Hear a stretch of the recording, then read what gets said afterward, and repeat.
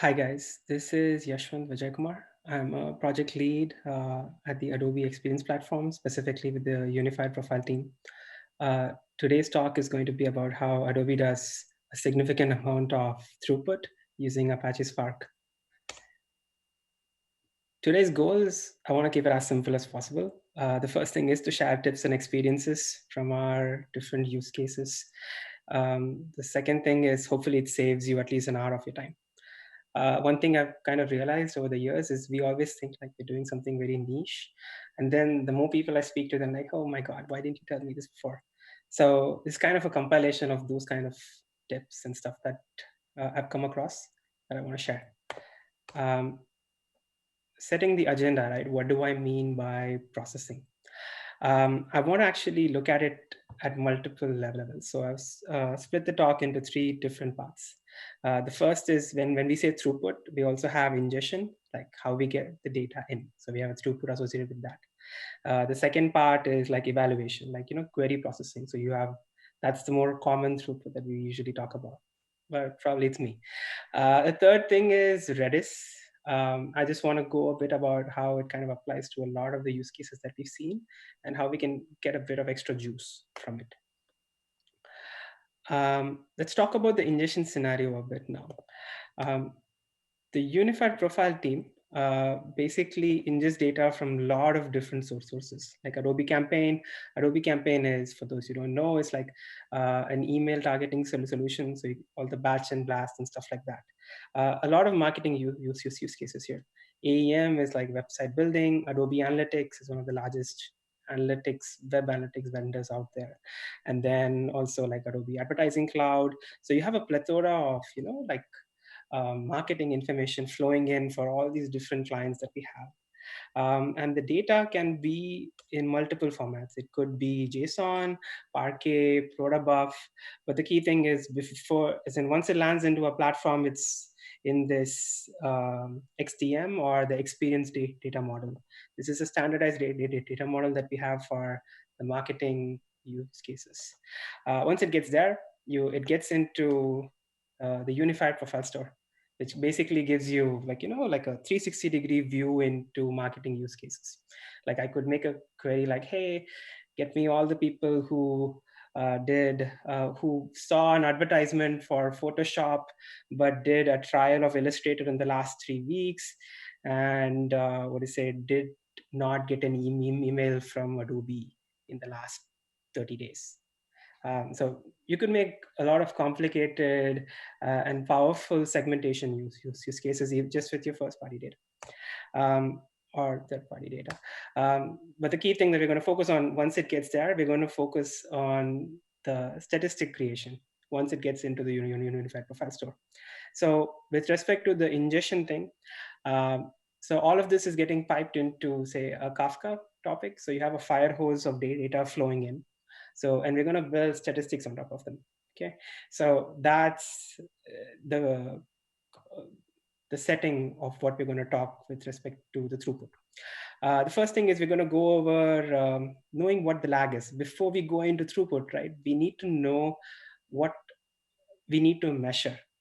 Specifically with such a high volume of data flowing in, we want to be able to measure a lot of things, like what is the simple things that Spark Streaming gives you right out of the box through the streaming query listener. Like you get a handle on every query progress. So whenever a MicroBatch completes, this handle gets called, and you are able to get a handle on the number of rows that got ingested into the MicroBatch, and also things like how many rows got processed per second, the add batch time. So you get a good amount of information from just the vanilla metrics that comes with the on-query progress. But then I mentioned that we're kind of listening to like an upstream Kafka. So this fire hose, so more often than not, you're going to fall back. So you kind of, so apart from the throughput, you also need to know where you are at that point of time when you're processing information. So I came across this really cool blog which kind of went into how to keep track of the lag that you have for the Kafka topic. So a neat trick is we create a dummy consumer group for the same topic that we are listening to. And then we fetch the progress information from Spark, from the structured streaming query. And then we write back that checkpoint state into the consumer group. So you have one topic and you have a specific consumer group just to keep track of how much we've read.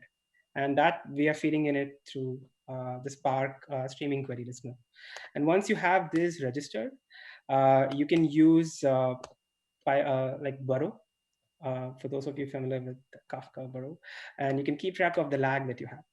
So you can kind of get an idea of like, okay, on 23rd May at 12 midnight, we had a lag of 2 billion elements. So it meant that, so it means, so as we keep going across multiple time periods, how well we are doing or how much more we need to do. So that's a key thing to measure. The other thing is, of course, from the vanilla metrics, you also can keep track of the records per second. And right away, you can kind of have a spoiler, like you can see, like we're doing tops of like 3 million iterations per second, pretty easily. So now that we know what we need to measure and how to measure it, like I know we went through in a very fast way, but hopefully that gives you an idea about what it is. Now we can get into, okay, how do we actually achieve that? With respect to optimizing the ingestion, that is the read, we want to look in, but even before we go there, right, let's look at the generic flow that I described. So we have a Kafka topic, has some partitions with it. And then we have a Spark streaming application, which is reading in the data and distributing it to the executors. And the executors have some business logic. And this business logic, using this business logic, we are doing some processing and writing it to an external DB. So far, so good. Cool. Now, let's get into the optimization bits of the tips part. So for the read in, right? So this part of the code that I'm showing here, a lot of you must be familiar with it because this is kind of like Kafka 101 on the structured streaming side. But then we're going to kind of dig into a couple of important aspects through which we can tune our applications. The first thing that we want to do is we're going to set the executor resources constant. Just pick a number. I'm going to just draw a line in the sand. Don't go too low, otherwise you're going to have a big problem. And then once you keep this constant, we're going to pay attention to this parameter, max offsets per trigger. The structure streaming component with Kafka, it's predominantly a pull-based interface. So we decide how many offsets we're going to pull from Kafka per trigger interval. Meaning, say if your trigger interval for the MicroBatch is say 30 seconds, and if this value is say 100,000, we will be like, okay, every 30 seconds, we're going to pull in 100K entries from Kafka, and that's going to be distributed across to your executors. So this becomes the first gate that we need to optimize on. And to begin with, let's say we're being very optimistic. Let's just pick a number and say like, this is the target QPS that I want to go for. So calculate that and set the max offsets per trigger based on that. The next thing that we're going to do is all the monitoring that we set in place. We're going to monitor just the processing time. So the processing time, and we're going to compare it with the trigger interval. For an example's sake, let's take our trigger interval was 30 seconds. So every 30 seconds, we're pulling in 100K records. But then say our processing time that we're monitoring separately on the dashboard that you set it up, say even through the Spark UI, if the processing time, say, takes 40 seconds, now to pull in the data for every 30 seconds you pulled in some data, but you're taking 40 seconds to process it. So you're never going to catch up if this throughput keeps up. So that's not your ideal throughput. So that's not, so we need to, rinse and repeat now. So what we're going to do is, if we see that the processing time is way lesser than the trigger interval, you know that you have some headroom to grow QPS wise. So increase it. Easy thing is like, step in terms of doubles. like kind of like a binary search approach. So you keep increasing till you find um, um, your niche process, or say max offsets for trigger, such that your processing time is as close to your trigger interval. Once you've kind of gone through the process with respect to that, the next thing that we want to do is we want to look at this interesting parameter called MinPartitions. So MinPartitions, basically, it enables a fan out processing pattern. It maps one Kafka partition to the base logic is it maps one Kafka partition to multiple sub partitions within the executor. We're going to take it a much more deeper in the next slide so that you get a visual representation of that. But then the key aspect is that as we repeat this process multiple times, we will end up with a proper throughput per core. This is, of course, assuming that, like we're all rock stars here and we have some very well optimized business logic code which knows what it's doing. So what this assumes is for a particular piece of code that you have, we have calculated and for a particular type of instances and everything, we have calculated the throughput per core, and now we can horizontally scale. Um, there are some caveats here, specifically like network bandwidth and stuff like that. But then usually that's not. If you usually think that network is your problem, 9 out of 10 times it's probably not. So let's dig a bit deeper now into the case where we set the min partitions greater than the number of partitions on Kafka. The example that we have here is, let's take this topic. It has 2 partitions and we have 3 executors. Now say if I say the min partitions equal to 6, now what's going to happen is each partition is going to get split into multiple subpartitions. So you can see executor 1 has partition 1.1, 1.2, and the third partition that partition 1 gets split into goes into executor 2. So this is a very interesting thing to do, because a lot of the time, so in the initial stages, I was like, when I was getting pretty hung up on throughput, I used to tell the pipeline team, hey guys, I think I'm saturated. Can you increase the number of partitions on Kafka? And they'll be like, no, man, this is hard. We can't just keep, increasing the partitions as and when you want. And of course, they were right. So you just can't keep doing this. Instead, the easiest thing to do is pull in more data and then do a fan out pattern, a fan out pattern according to your own application. And this is something that the MinPartitions helps you do with respect to scaling your application. Instead of you saying like, hey, you know what, I'm bottlenecked by how many partitions are there on Kafka. What you are bottlenecked is how fast you can read from Kafka. That doesn't change. Now that is somewhere the network actually plays a big part. So now with this clarification in place, how I was saying, our business logic is rock solid. We've kind of optimized it. We are using, say, you've probably already done all the benchmarking. You have done or micro benchmarking too. You know exactly which JSON processor you're using. All that is done. But then one thing that I did realize, that in spite of all of that, you still can make some mistakes. So one thing that I kind of noticed with the evolution of my own code was the main difference between these two paradigms, which is the map or the for each, or which is on a record by record basis, versus the map partition or the for each batch, which kind of inherently has like a batching concept with it from the name. So if we were to look into the map or the for each thing in terms of pros, it's easy to code. Almost every single hello world example that you have, it uses a map or a for each. It's super simple to visualize, and that's probably the easiest way that you can get started with. But with respect to cons, right, it's slow. I'm sure a lot of people will know you probably don't know what you're doing. I'm just saying it from my own experience with respect to saying 9 out of 10 times it's usually slow and have to rewrite it as a map partition or for each batch. So a lot of bias already in my talk. With respect to why it usually is slow, is that you don't have a lot of local aggregations. And even if you want to do local aggregations, you need to specify explicit combiners. Specifying combiners in Spark is probably like pulling teeth, literally. That's one thing that I don't actually enjoy in the Spark API.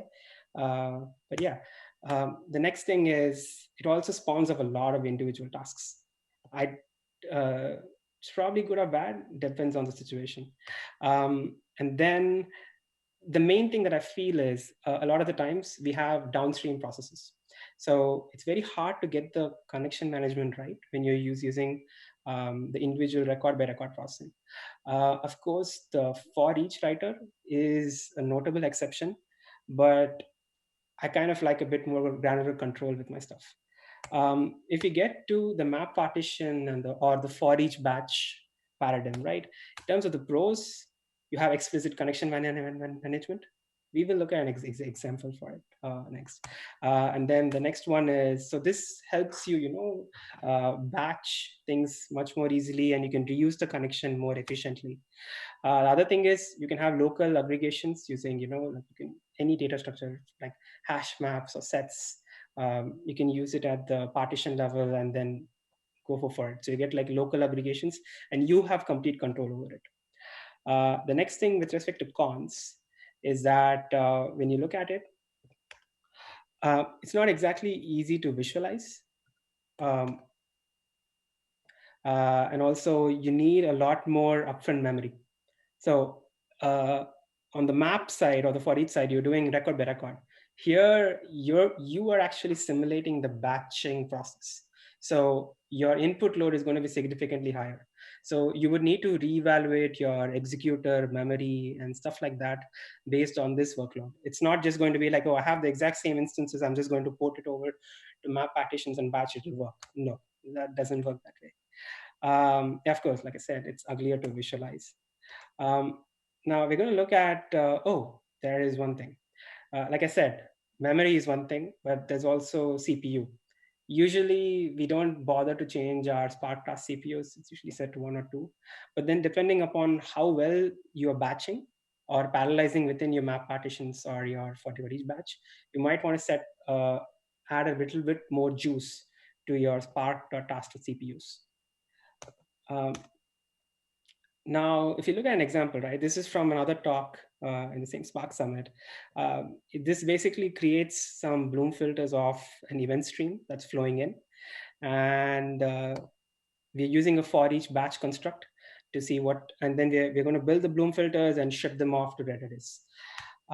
If you take a closer look at this, at the top of the for each batch, we have a common Redis connection, the thread safe Redis connection that can get reused for anything that goes downstream.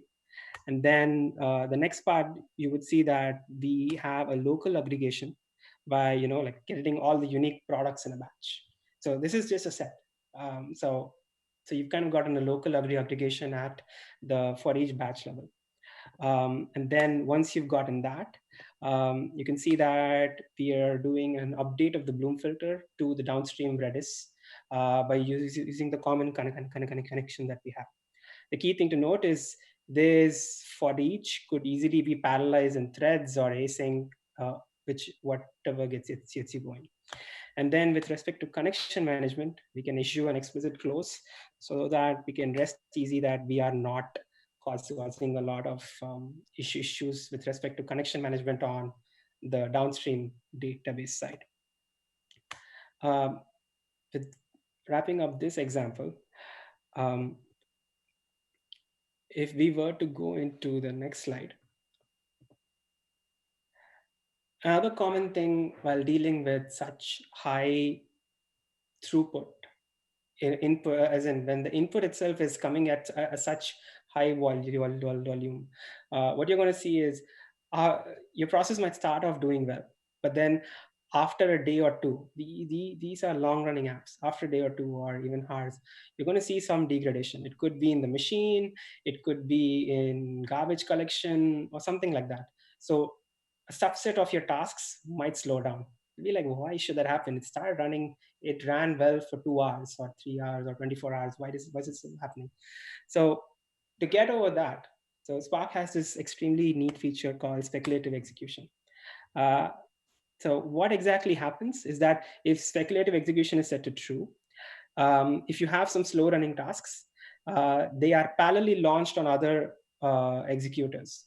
So, and the new tasks, if they complete before the slow running task, the old task gets killed off. So we're speculating ahead of time, that's saying like, okay, this will win. And this is extremely useful because we do, as in, even if some nodes gets really slow, because we have speculative execution on, we will be able to kind of get to the same average timings that we had before, so that the throughput doesn't drop drastically. One cool parameter, apart from just turning on speculative execution, is also the spark.speculation.quantile. So that tells you what fraction of tasks must be complete before speculation is enabled. So 0.9 means 90% of the tasks must have completed before the speculative execution monitoring even begins. So if you look at the example that we have here, you can see that usually it just takes 2 to 3 seconds each step. But then for the two steps that are highlighted with 7 seconds and 6 seconds, you can see a good number of tasks have been killed. So that just means that speculative execution decided that, okay, things are going haywire, they're not normal. So let's spawn off new tasks and make sure that they catch up. So that way we're seeing that it doesn't cause a huge fluctuation in the timings, and we're still able to keep to around the same timings. This personally has been a huge lifesaver in terms of monitoring or restarting processes and stuff like that. We went through the ingestion throughput tips. But then now we'll kind of switch gears and go into the evaluation scenario. Mainly with respect to, we're going to have some queries and how we evaluate them.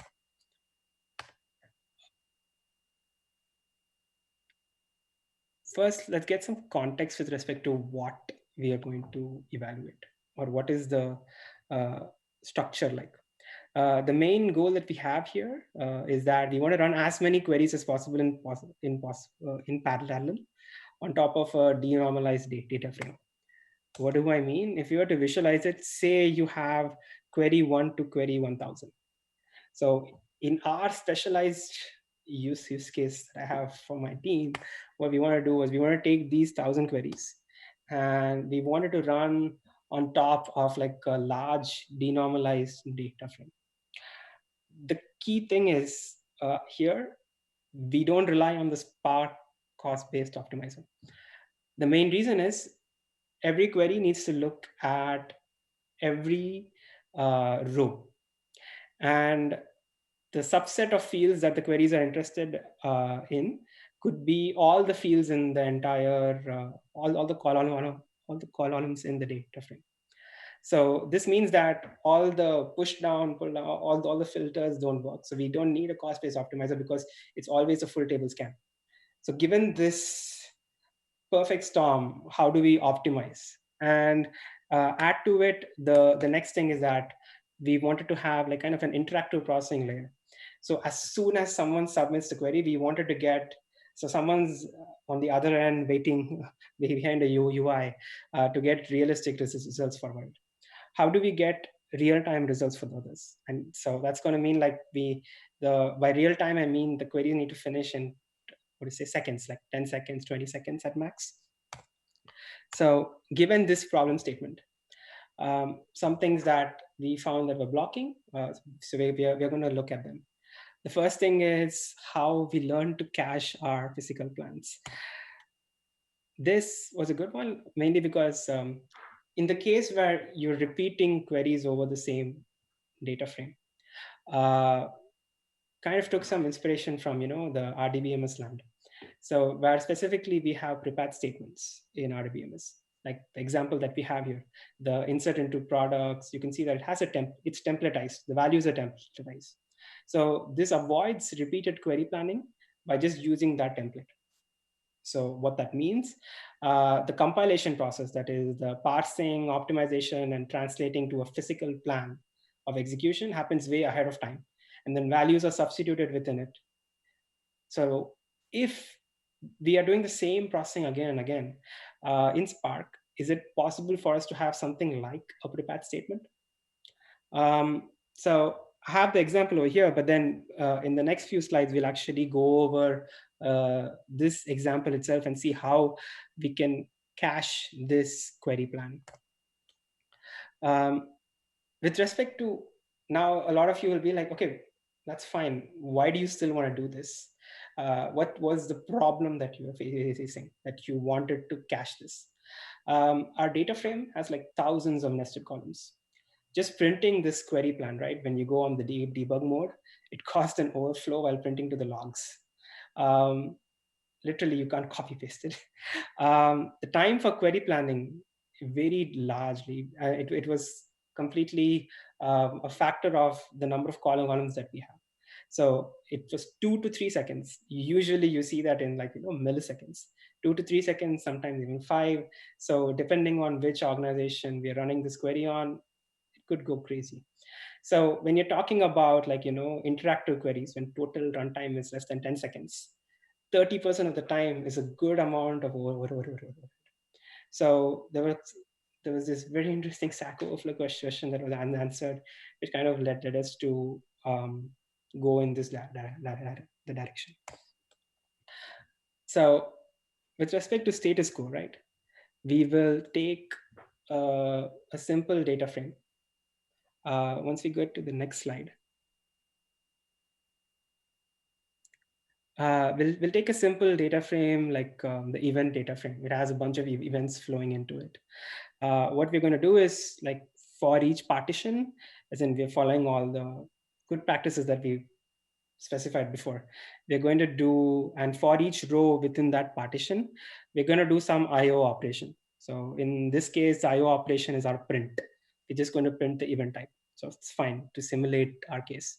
And then another thing that we did is in order to simulate the same conditions as what we have in our code base, we also cached this event data frame. So good. So we cached it too.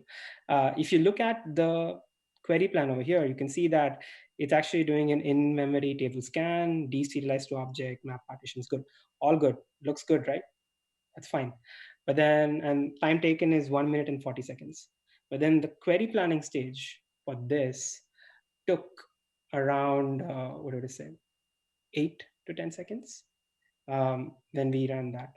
So now next what we did is took a page for out of the caching the query plan thing. So what we did is every query internally for the Spark, for the structured execution pipeline, it has this query execution part. So it is the physical plan. It has nothing to do, it doesn't keep track of the actual, the physical plan is kind of a misnomer. It doesn't keep track of which data set or data frame it's actually executing on. It's more like the query plan, like, okay, projection of these fields, like more schema based. It keeps track of that. So what we did was we hooked on to the query execution, what do you say, attribute, and got the RDD out of it. And then but then that gives you an RDD of internal rows. So we cached that RDD. But of course, now you don't have a data frame of events. Instead, you have an RDD of internal rows. But we also pre-process and just got a row encoder created out of what would you say, the existing schema that we have. Now, once we got this, when you run the query on top of the cached internal rows, what we see is the query execution time went down to 60 seconds, like a minute. We got we saved almost 40 seconds. In this example, of course, we used a lot more number of fields than we would use in our actual use cases. So you're seeing a difference of almost 40 seconds. But yeah, you get the gist on that one. And you can also see the difference in the query plan that got generated out of this. So this helped us get to the interactivity capabilities. Now, the next thing is for any querying, right, you run into joins. Join optimization mainly for interactive queries. I'm going to have a very opinionated take on it. For interactive queries, the best way to deal with joins is don't join. I know a lot of people are just going to sigh. I sighed. But yeah, try denormalizing them as much as possible. Specifically, as in you need to trade off, because if you're looking at interactivity, you just can't keep hopping from place to place. But say you can't avoid it at all. Try to broadcast the join table if it's small enough, so that you get a hash join. The next thing is, but then sometimes you end up with, I do need to join. It is like a hash join, but then it's not small enough. So one cool thing that you can do is put it into Redis. Redis does a very good job with respect to high throughput queries, and it makes for a very easy replacement for a broadcast join. And in theory, if you look at it, you still get the characteristics of a broadcast join.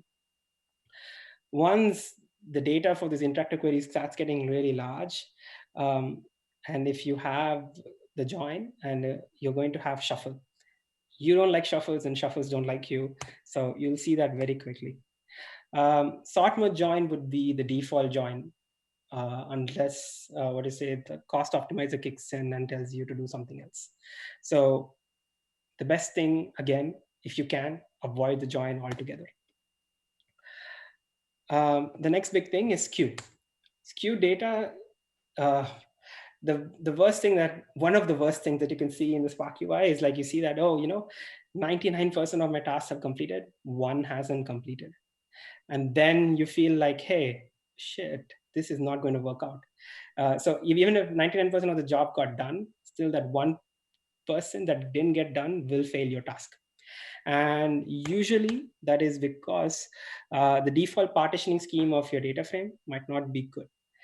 Some partitions can have too much data, so processing them can cause like out of memory or connection failures. So repartitioning is your best friend in this case.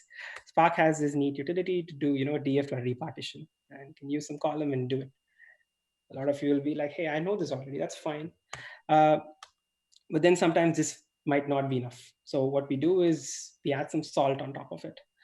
What I mean by salt is we create a new column, or a derived column, which gives you a unique or a uniform distribution with respect to a target partition count that you want to achieve.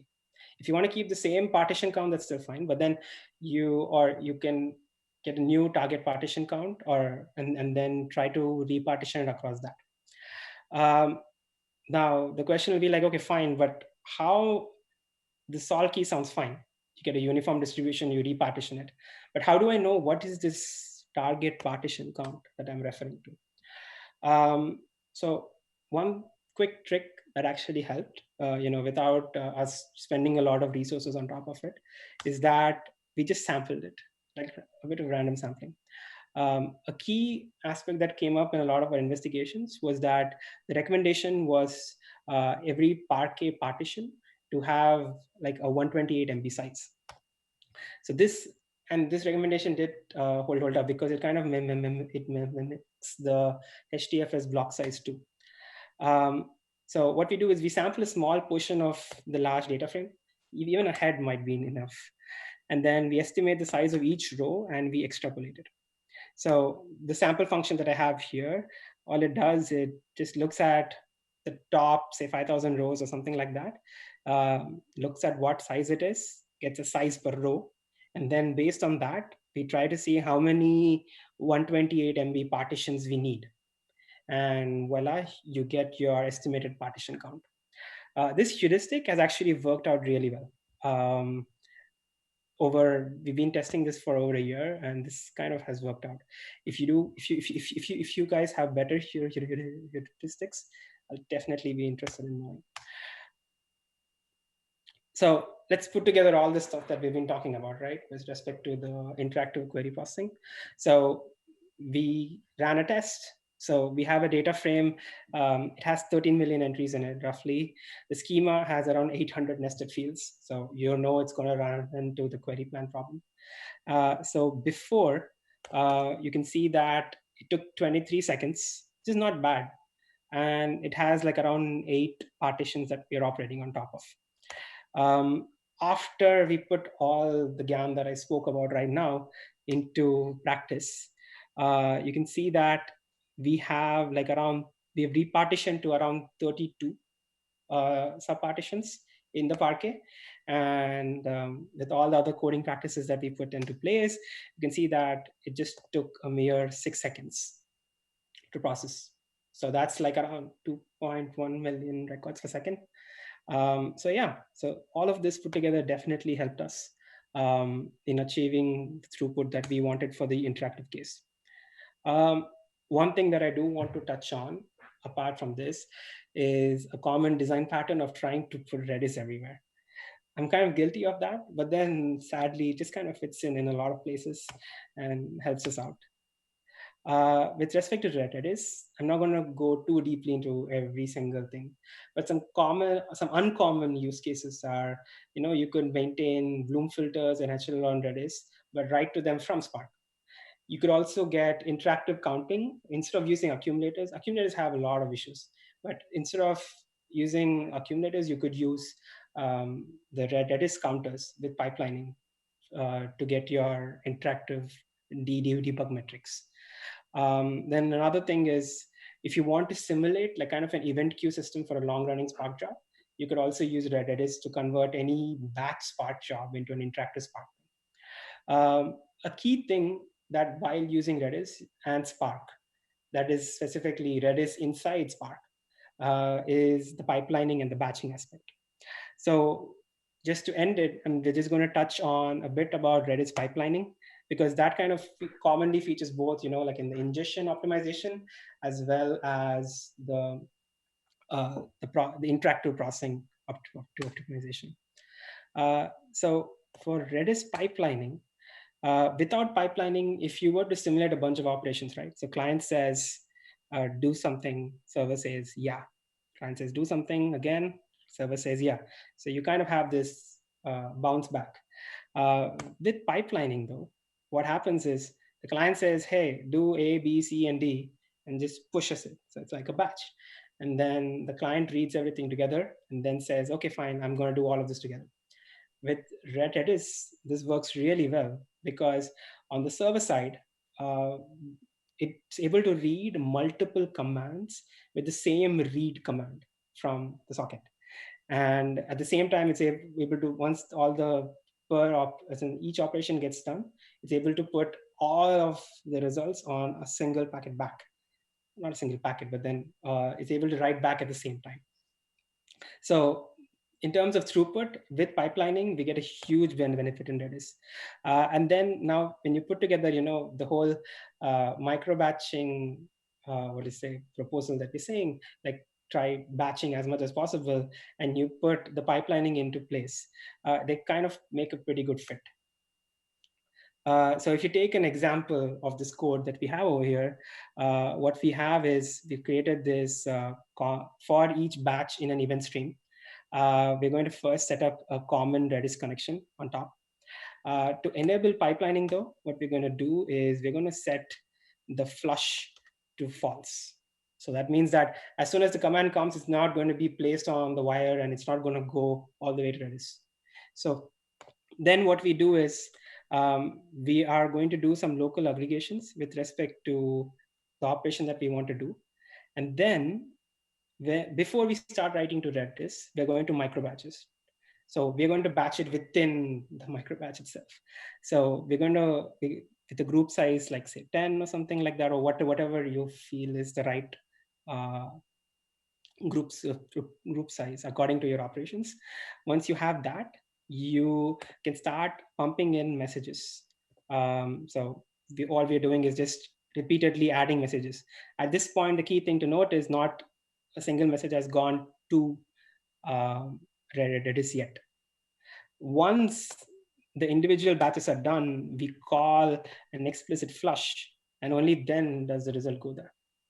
So this makes for, so now all 10 commands for the set add have gone together.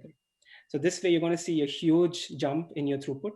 I find that this neat trick actually helped a lot with respect to our throughput increase. I would easily credit this to at least a 10-time improvement in a lot of our throughput improvement cases. Of course, now when you put together, the whole for each patch map partitions paradigm, you could potentially, the for each that you have here, you could parallelize it even more with threads. The Redis connection is thread safe, so you can try to crank a bit more juice out of it too. So that's all the tips and tricks that I have for today. If you guys have any more questions, feel free to reach out to me. That's it. Thank you.